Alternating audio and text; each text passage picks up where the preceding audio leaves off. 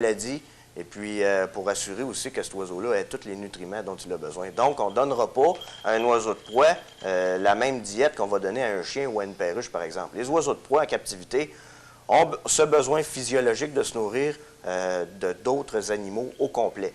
Donc, ils vont manger un autre animal au complet.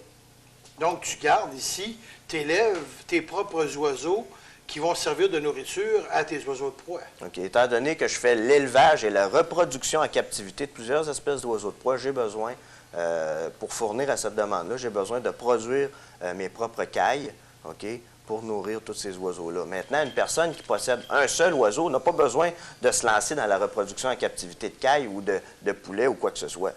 On a des endroits où est-ce qu'on peut aller se chercher, justement, s'approvisionner en nourriture, puis stocker ça dans des congélateurs, tout simplement. Bon, comme j'expliquais, comme je t'ai demandé au départ, qu'est-ce qu'on fait avec un oiseau de proie? On ne s'en va pas, quelqu'un qui a un appartement, il n'ira pas, encore une fois, s'acheter un oiseau de proie. Il faut entraîner ça tous les jours pour que l'oiseau garde sa forme. Exactement. C'est au même principe que les animaux sauvages. OK? Les animaux sauvages vont voler à tous les jours, vont s'entraîner, vont courir, vont faire toutes sortes d'activités physiques justement pour être en forme, pour fuir les prédateurs. Dans le cas des prédateurs, c'est la même chose. Ils doivent être au moins aussi en forme que le gibier convoité, Claude. Donc, c'est la raison pour laquelle on va entraîner de façon quotidienne, OK? Au début, plus tranquillement, puis de plus en plus intensément, on va entraîner les oiseaux à chaque jour comme ça. Moi, je l'ai déjà mentionné ultérieurement, mais ce que je trouve vraiment particulier chez toi, c'est que tes oiseaux te suivent comme carrément un chien. Si on regarde les images qu'on voit présentement, où tu t'en vas dans le champ, ton oiseau, il fait des bonds, il vole, puis il marche dans le champ à côté de toi comme un chien. Puis tu m'as déjà dit qu'il n'y avait pas de lien affectif. Pourquoi il te suit comme ça? Ça a tout à voir, Claude, avec les techniques d'affêtage, justement, que j'utilise, OK, qui sont vraiment bien ancrées au niveau du comportement de l'oiseau, OK? Son appétit, son poids de vol, son poids de chasse, toutes ces grandes règles de la fauconnerie sont respectées, OK? Donc, le seul contrôle qu'on a sur un oiseau de proie, c'est par son appétit et les associations qu'on va faire avec la nourriture et l'équipement. Donc, c'est ce que j'enseigne, moi, ici, au Centre de fauconnerie. Et on recherche le succès. Au niveau de l'oiseau, il faut assurer le succès, puis la réponse immédiate aussi. Puis que l'oiseau reste en santé. Exactement. Dan, on va se revoir dans une prochaine semaine. Il y a encore plein de questions qu'on veut te poser sur la fauconnerie au Québec. Donc, on va inviter les gens à prendre ton numéro de téléphone et le site Internet qui apparaît au bas de l'écran pour être capable de te contacter. Merci, Claude. Merci. Ça fait plaisir.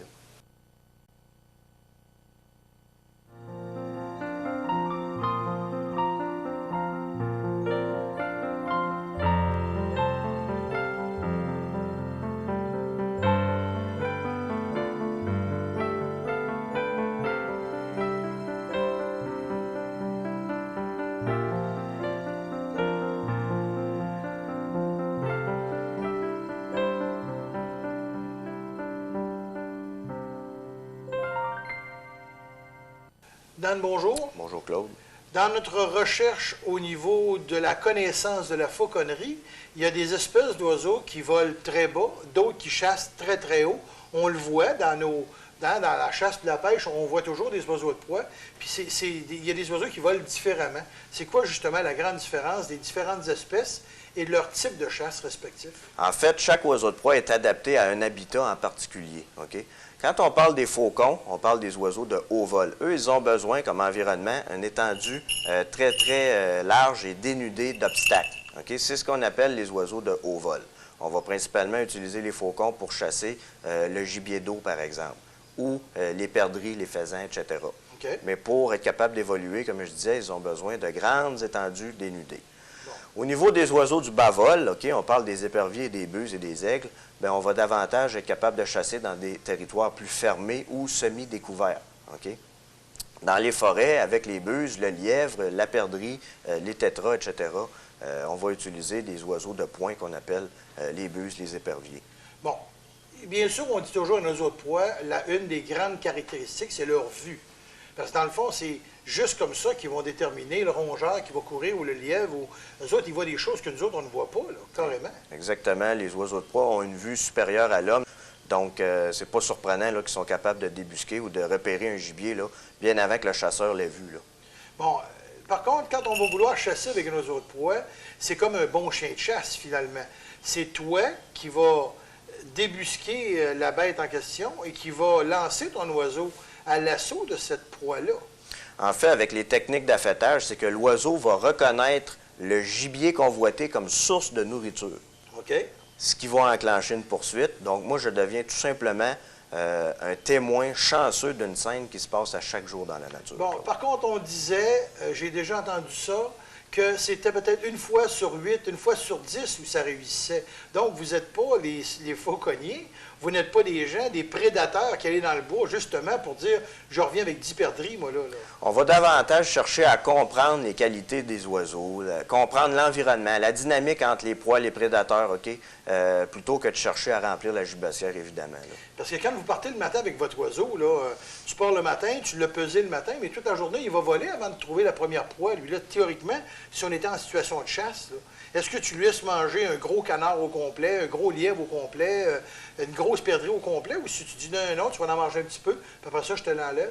Bien, ça ressemble à ça. C'est sûr qu'initialement, à l'affêtage initial, on va laisser l'oiseau avoir une meilleure expérience possible. Donc, on va lui laisser avoir des bonnes gorges chaudes, qu'on appelle une bonne quantité de nourriture sur les proies, dans ses premières proies, si vous voulez. Par la suite, on veut extensionner la chasse. Donc, on va rationner l'oiseau, on va le reprendre au point, on va faire la substitution entre le gibier et puis le gant pour être capable de retourner en mode de chasse encore une deuxième fois. Dan, je pense qu'il y a peut-être plein de choses que tu pourrais mentionner, que tu pourrais nous expliquer. C'est pour ça que tu as un centre ici. Donc, qu'est-ce qui se passe? Là, on est dans ton sous-sol, on est dans ta salle de cours, ça ne sert à rien d'avoir un grand décor. Tu fais quoi au juste ici, au Centre de fauconnerie traditionnelle du Québec? En fait, on donne de l'instruction à des gens qui sont intéressés soit par les oiseaux de proie ou la chasse, la fauconnerie comme telle. Donc, il y a toutes sortes de gens vraiment qui viennent ici. J'ai des gens, des biologistes, j'ai des gens qui travaillent dans des parcs animaliers comme fauconniers de spectacle. Aussi des gens qui veulent faire de l'effarouchement, OK, pour le contrôle des nuisibles et de la petite faune envahissante, etc. Donc, c'est vraiment un centre où l'information, c'est une source d'information très importante là, pour les gens qui veulent entreprendre une relation avec les oiseaux. Bon, le numéro de téléphone que tu pourrais donner, et nous, on va marquer le site Internet au bas de l'écran. OK, c'est au 418-475-4134. Merci beaucoup, Dan. Une prochaine semaine, je voudrais en savoir un peu plus sur le type d'oiseau que tu gardes ici maintenant au Centre de fauconnerie traditionnelle du Québec. Très bien, Claude.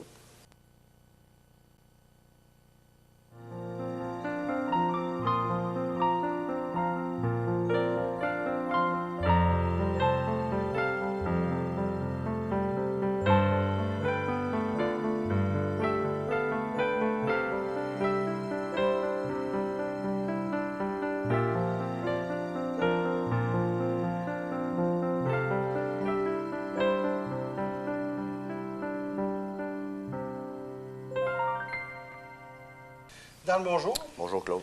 Dan, aujourd'hui, on va parler de types d'oiseaux de proie, parce qu'on a plusieurs types. Dans les dernières semaines, on avait à côté de nous un oiseau de proie qui avait un casque au protecteur, donc parce qu'il était plus nerveux. Puis là, on en a un autre qui, lui, aujourd'hui, on n'en a pas besoin. C'est quoi la différence des deux oiseaux là, dans leur comportement? OK. Les oiseaux qu'on a vus avant, avec un chaperon sur la tête, c'est tout simplement un chapeau en cuir, OK? C'est que les oiseaux de proie sont des oiseaux extrêmement visuels, des animaux très visuels, donc on doit les protéger des stimuli extérieurs, OK? Pour les garder calmes, pour pas qu'ils soient stressés. Éviter les blessures et les maladies, etc., causées par le stress. Okay. Une buse de Harris, comme je tiens ici, c'est beaucoup moins stressé, beaucoup plus coopératif, donc on n'a pas besoin nécessairement de le chaperonner, qu'on dit. Okay. On va plutôt utiliser une boîte de transport, qu'on va placer l'oiseau sur ce perchoir-là pour le promener en auto, par exemple, pour aller sur le territoire de chasse, entre autres. Bon, on a parlé de l'intelligence, parce qu'on disait que ça s'apprivoise pas. Cet oiseau-là, il reste avec toi comme ça parce qu'il attend de la bouffe, il sait que tu es son maître et qu'éventuellement, il peut avoir de la bouffe? Au début de l'affêtage, OK, l'oiseau a comme principal, je dirais, contrôle qu'on a, c'est par son appétit et par la nourriture, OK? Par la suite, ce qui prend des mois et des mois, c'est l'apprivoisement. L'oiseau devient habitué à peu près à n'importe quelle situation de la vie de tous les jours d'un être humain. Okay. OK? Mais ça prend vraiment des mois et des mois. Bon, on remarque, comme je t'ai mentionné déjà, et je veux que tu reviennes sur le dossier, je veux que tu nous dises que tu es bon. Parce que tu es bon, tu dois être bon. Ces oiseaux-là, ils te considèrent. On remarque que les oiseaux te gardent dans leur environnement sans être agressifs, rien. Ils vont vers toi, ils restent calmes. On les a vus en situation de chasse. C'est extraordinaire le comportement qu'ils ont avec toi. Il doit y avoir une raison, même si on dit qu'il n'y a pas de lien affectif. En fait, moi, je deviens leur partenaire de chasse, OK? Donc, l'oiseau apprend à profit que lorsqu'il me suit, je vais débusquer du gibier. Ou encore, ils vont être servis au point une ration de nourriture. Ou dans le cas des faucons, des oiseaux de haut vol, vont avoir une ration sur le leur. Donc, ils apprennent à tirer profit de ma présence, en fait, lorsqu'on est en situation de chasse. Bon, quand on s'en va en chasse avec ça, là, si on chassait aujourd'hui, on part, on s'en va dans le bois tous les deux, tu traînes ton oiseau, ça se passe comment? Là, si on le fait, l'exercice, on va l'expliquer? Bien, tout simplement, je vais tout simplement laisser aller mon oiseau. Une fois rendu sur le terrain, je le laisse partir dans les arbres. Lui, immédiatement, va se mettre en mode qu'il va reconnaître en mode de chasse, tout simplement. Il va apprendre à me suivre, il va me suivre. Je vais le rappeler aux côtés de moi lorsqu'il est trop loin, OK? Parce que si j'ai à lever une perdrix ou un lièvre, par exemple, je veux qu'il soit quand même assez près pour être capable d'aller le capturer. Hein? Bon, lui, dans le fond, il se fie sur toi pour dénicher la bête. Il se fie sur toi. Exactement. Je suis un pourvoyeur. OK? Je vais pourvoir.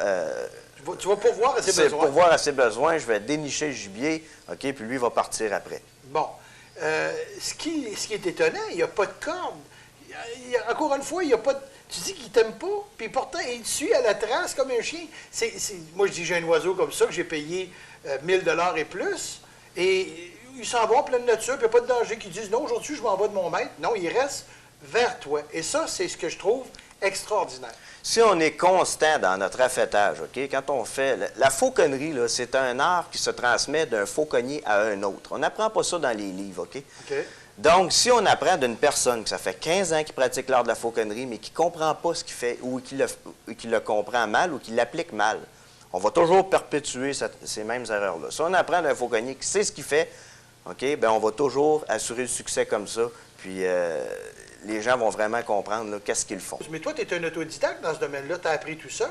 Bien, en fait, j'ai dû me débrouiller seul, étant donné qu'il n'y avait pas de ressources à l'époque. Hein, au Québec, on parle des années 80, début 80, il n'y avait pas d'Internet, il n'y avait aucune ressource, aucune référence comme telle au niveau des oiseaux de proie au Québec. Donc, j'ai dû m'acquérir de ça là, petit à petit sur le tas. Et puis, Bon, on a vu dans tes volières que tu as bien sûr du mâle et de la femelle. Quelqu'un qui veut acheter un oiseau, on n'achète pas ça, on ne fait pas comme un chien, on n'achète pas ça pour la reproduction. Là. On ne dira pas, ben, je vais acheter une femelle, ben, je veux finir par avoir des petits, je vais le faire accoupler, puis je veux me partir à ma propre élevage. Est-ce qu'on va acheter un mâle ou une femelle selon leur capacité à chasser, ou finalement les deux ont la même capacité? Finalement, ce qu'on va faire, le choix du sexe de l'oiseau, OK, va aller, et de l'espèce, ça va aller selon le type d'habitat qu'on est capable d'aller chasser et puis le type de gibier qu'on veut chasser aussi. Okay. On va aller davantage avec une femelle Buse de Harris, par exemple, si on veut chasser le lièvre. Si on va aller plus vers le faisan, vers les perdrix, tout ça, on va aller vers un mâle. OK? Okay. Étant plus petit, il est plus rapide, il est plus capable de tourner les coins plus rapidement. Vous comprenez ce que je veux dire? Oui, absolument. La femelle étant plus trapue, bien, elle est plus capable de maîtriser des grosses prises. Ce qu'on regarde au niveau d'une forêt dans laquelle on marche présentement avec ta bulle, c'est très étroit et c'est des oiseaux qui ont une bonne envergure d'aile et ils passent à travers tout ça comme si rien n'était. En fait, la buse de Harris est presque...